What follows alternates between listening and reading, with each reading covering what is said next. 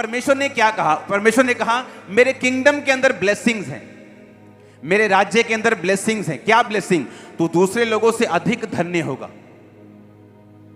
मैं तेरी 1000 पीढ़ी के ऊपर करुणा करूंगा। और परमेश्वर ने क्या कहा? मैं तेरे बीच में से रोगों को क्या करूंगा? दूर करूंगा, और मिस्रियों के रोग व्याधियां जो उनको लगी थी मैं तुमको लगने नहीं दूंगा। यह परमेश्वर ने अपनी प्रजा को कहा। जीसस ने भी यही कहा जब उसने कुबड़ी औरत को चंगा किया, 18 साल से जो कुबड़ी थी। परमेश्वर ने कहा जब लोगों ने गुस्सा किया कि सबत के दिन चंगा करता है तू, तो परमेश्वर ने क्या किया? यह अच्छा नहीं था कि अब्राहम की जो बेटी थी इस शैतान के बंधन से छुड़ाई जाती और चंगी होती। इसका मतलब प्रभु यीशु मसीह ने भी यही बात कही कि जो अब्राहम के वंश हैं, यानी आप और मैं जो यीशु मसीह पे विश्वास करते हैं, परमेश्वर यह चाहता है कि उनकी लाइफ में कोई भी रोग जो है वो ना हो। लेकिन ऐसा पॉसिबल कैसे? क्योंकि ये सारी ब्लेसिंग जितनी परमेश्वर ने बताई हैं ये उसके धर्म और राज्य के अंदर हैं, बाहर नहीं। किसके अंदर हैं? उसके धर्म और राज्य के।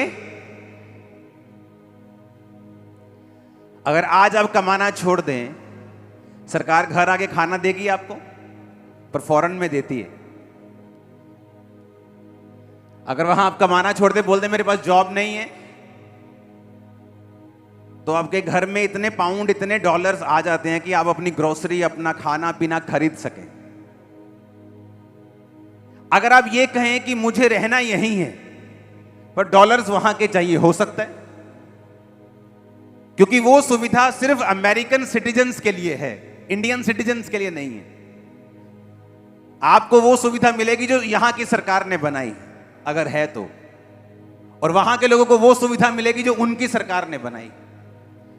परमेश्वर ने कहा मैं तुझे ब्लेस करूंगा, दूसरों से ज्यादा ब्लेस करूंगा, तेरे काम, तेरे खेत के ऊपर, तेरे तेल के ऊपर, तेरे उपज के ऊपर, तेरे बच्चों के ऊपर, तेरे बैंक बैलेंस, मैं हर एक चीज को ज्यादा ब्लेस करूंगा लोगों से। मैं तेरे बीच से रोग दूर करूंगा। लेकिन किनको बोला परमेश्वर ने? परमेश्वर ने पहले कंडीशंस बताई कि तुम ऐसा करोगे, तुम ऐसा करोगे, तुम ऐसा करोगे, मेरे साथ वफादार रहोगे, तुम दूसरे देवताओं की उपासना नहीं करोगे।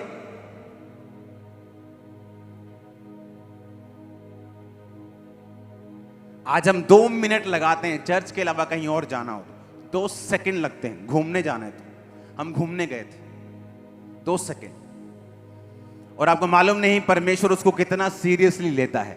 वो एक तरह का आत्मिक व्यभिचार है।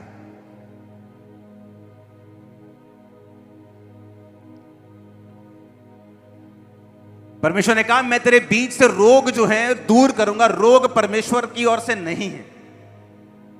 उसने कहा जितने रोग, मिस्री व्याधियां लगी हैं जो उनको, कभी उनको गिल्टियां हो जाती थी, कभी उनको कुछ होता था, परमेश्वर ने कहा मैं वो सारे रोग तुझे लगने नहीं दूंगा, मैं तेरे बीच से रोग दूर करूंगा।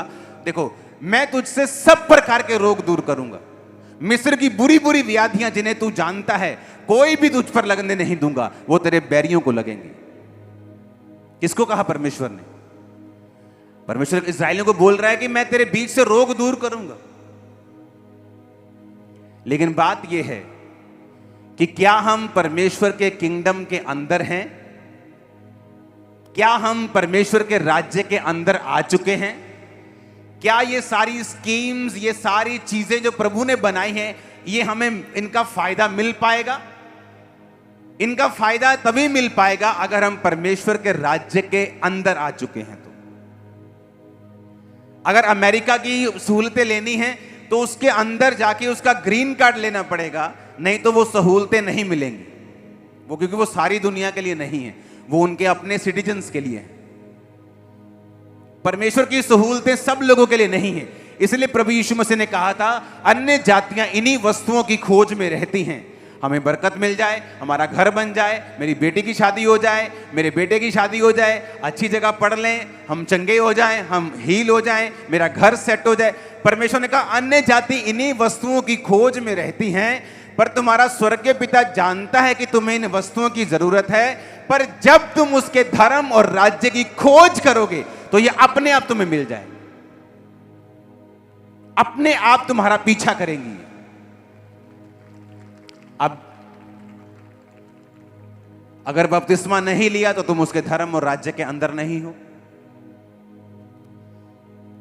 अगर तुम अभी भी परमेश्वर के वचन के बाहर हो तो तुम उसके धर्म और राज्य के अंदर नहीं हो।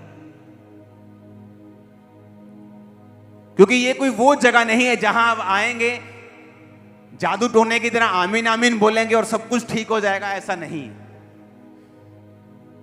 आपको कंप्लीट क्रिश्चियनिटी को फॉलो करना पड़ेगा अगर आप कंप्लीट परमेश्वर की आशीषों को और बरकतों को अपनी लाइफ में देखना चाहते हैं तो। आमीन, हालेलुया।